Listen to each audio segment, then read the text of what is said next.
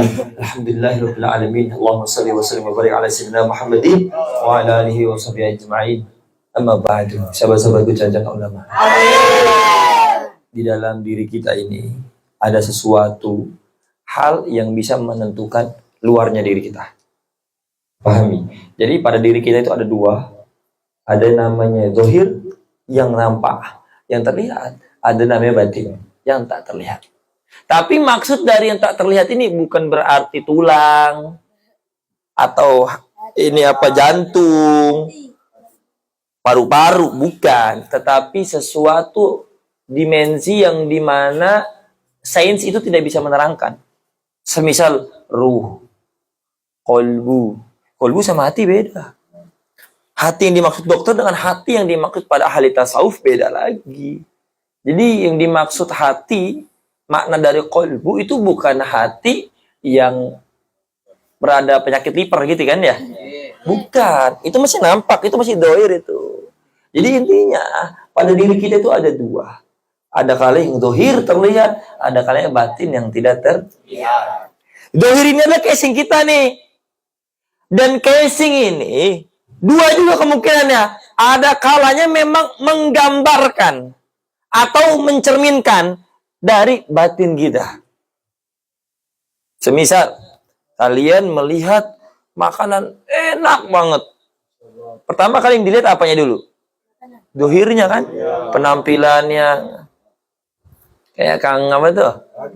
Ibnu jualan pisang keju. Atau rotinya itu loh, roti crispy-nya sama Kang Ajam jual pentol es. Itu kan kemasan dulu yang dilihat. Pas kemasannya bagus, menarik, dicicipi. Wah bener ternyata. Enak. Dalamnya pun nikmat. Ada selainya. Lembut. Itu memang seperti itu. Dohir itu satu kemungkinannya. Dia sebagai cerminan. Batin. Di luar itu mencerminkan yang di dalam. Semisal ada teko, kalian tuang. Keluarnya isi apa? Tergantung dalamnya.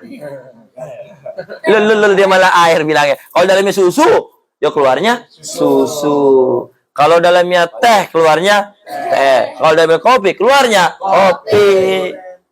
Jadi begitu, Kang. Apa yang keluar, ada yang di luar. Apa yang nampak atau terlihat, itu cerminan dari yang di dalam. Satu. Tapi kemungkinan kedua, ini naudzubillah. Bisa juga yang nampak itu adalah kepalsuan. Atau pencitraan. Naudzubillah, semoga kita dihindari. Amin.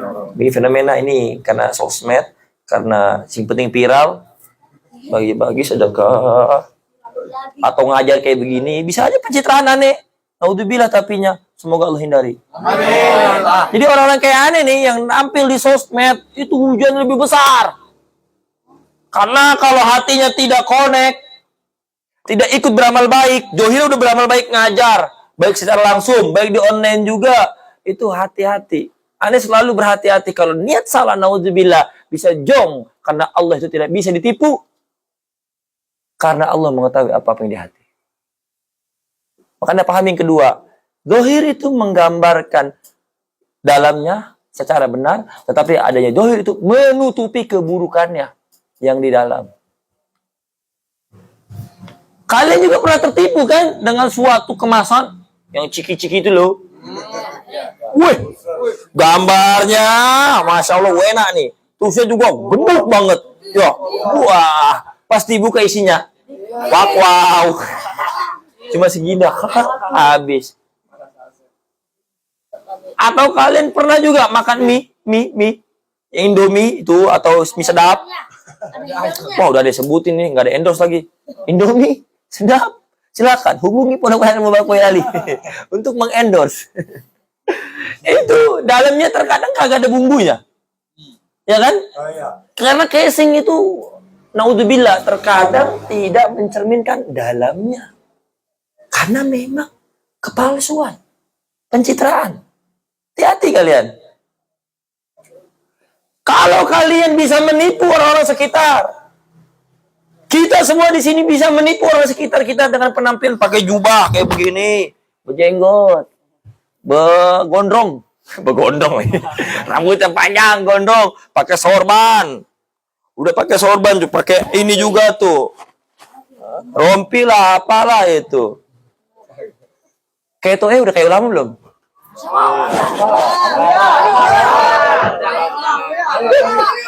Santai.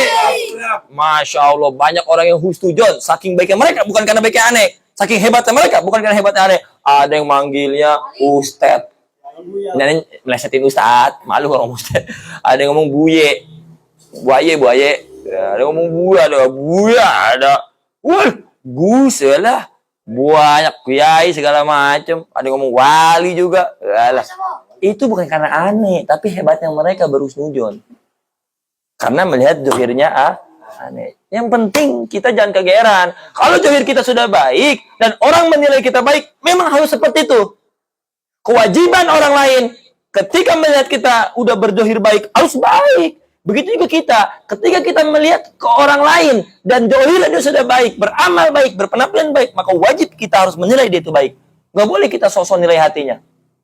Karena perkara hati cukup Allah yang mengurusi. Allah yang menilai. Malaikat sekalipun nggak bisa menilai hati manusia. Kalau kita sosok mau menilai hati orang. Tetapi kalau ada orang yang menilai kita baik, tolong perhatikan.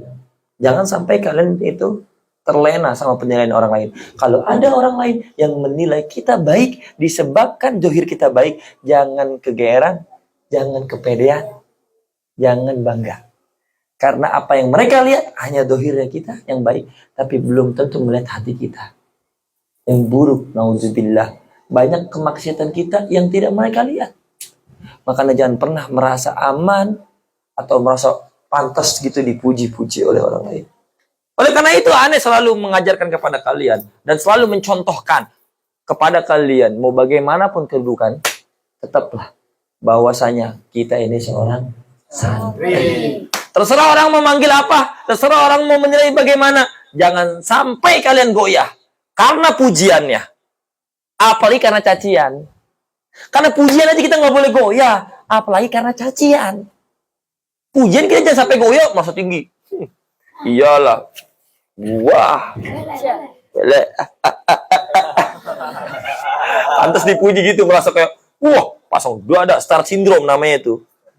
Iya, star syndrome itu jadi orang yang baru dikenal orang langsung kayak merasa bangga gitu. Biasanya kalau artis dadakan tuh bahaya kayak gitu tuh. Namanya star syndrome. Jadi sindrom menjadi seorang bintang gitu. Jangan sampai. Apalagi kalau dihina orang, goyang jadi turun ngedon. Ya, itu hamba-hamba amatiran itu. Berarti menilai dirinya sendiri karena orang lain. Karena orang bukan karena kejujuran hatinya sendiri. Siapa yang paling mengetahui diri kita? Allah. Selain Allah, kalau bukan kita siapa lagi? Makanya mau bagaimanapun orang lain mau menilai kita, mereka itu penilaiannya nggak akan ada yang benar. Yang benar-benar bisa menilai kita cukup Allah dan diri kita sendiri apabila kita jujur. Makanya jangan terbang, jangan apa? Gimana kata-kata itu? Dipuji jangan terbang, dicaci jangan tumbang. Paham? Nah, jadi kan sudah paham kan? Di diri kita itu ada dua, ada kalian dohir, ada kalian batin. Dan batin kita itu ada dua kemungkinan. Satu, memang mencerminkan dalamnya batin kita. Terkadang naudzubillah, dohirnya itu bukan mencerminkan sesungguhnya yang di dalam, tetapi menutupi keburukan yang di dalam atau menutupi batinnya. Hati-hati kalian. Udah mondok di sini dan mondok dimanapun nanti, lanjut belajar dimanapun nanti. Semisal kalian udah duduk ngaji, dohirnya ngaji, hatinya nggak ngaji, lalai, tak ternilai. Kalian berdoa panjang lebar, begitu banyak lafaz yang diucapkan, tapi hati tidak ikut berdoa, lalai, tak ternilai. Nggak akan ada pengabulan doa. Walaupun Allah sudah berjanji, udhuni astajib lakum. Mintalah padaku, berdoa, ayo berdoa. Allah yang nagih langsung. Walaupun Allah yang nagih, tapi Allah juga memberi jaminan. Maka akan kabulkan, maka akan kuperkenakan. Tetapi kalau kalian berdoa sesuai yang dijelaskan oleh Rasulullah SAW, la yustajibu du'a min qalbi ghafil. tidak akan ada pengabulan doa di hati yang lalai. Makanya kalau kalian ngaji nih susah connect, nggak paham, itu coba tanyakan hati kalian, udah ikut ngaji belum? Aneh bisa aja sebutin satu-satu. Siapa yang ngajinya tenanan, hatinya ikut ngaji, siapa yang enggak. Tapi aneh enggak setiap waktu seperti itu kan. Paling nyindir dikit sedikit kan. Karena perkara hati itu cukup Allah yang tahu. Walaupun Allah bisa berkehendak memberitahu kepada siapa hambanya yang ingin dikasih tahu. Kadang kan aneh sok-sokan kan. Menilai hati kalian. Tapi delalah bener. Ngerasa nggak? Pernah nggak kalian ngerasa? Walaupun aneh nggak nyebut nama kalian. Walaupun aneh nggak nunjuk kalian. Sedang ngebahas begini juga ada yang merasa hati kesindir. Wah ya gua ini makan gua lagi. Ya emang bener. Emang ente yang aneh maksud? Ya paham Pit? Ini contoh manggil nama Hafid, manggil nama Hafid. Doa Nabi Muhammad. Makanya hati-hati kalian. Allah itu sebelum menilai dohir kita, menilai hati kita dulu, menilai batin kita dulu. Jadi pahami ya. Sekali lagi kesimpulannya, di diri kita itu ada dua, terbagi menjadi dua. Ada kalanya zahir, ada namanya batin. Yang zahir itu ada dua kemungkinan. Satu, mencerminkan sebenar-benarnya batin. Yang kedua, menutupi keburukannya batin. Tapi Allah tidak bisa ditutup-tutupi. Hati-hati dengan hati. Innallaha la yanzuru ila suwarikum wa amwalikum. Sesungguhnya Allah tidak melihat rupa kita nih. Buantang kah? Biasa aja kah? Atau biasa aja banget kah? Wa amwalikum. Dan harta kita. Allah nggak ngelihat. Itu perkara zahir semua itu. Karena Allah maha goib. Walakin yanzuru ila qulubikum wa amalikum. Akan tetapi Allah itu memandang, melihat. Yang duru itu mananya kalimah fi'il mudhari sebab kemasukan huruf mudhari. Kalimah fi'il mudhari itu memiliki dua waktu. Hal istiqbal.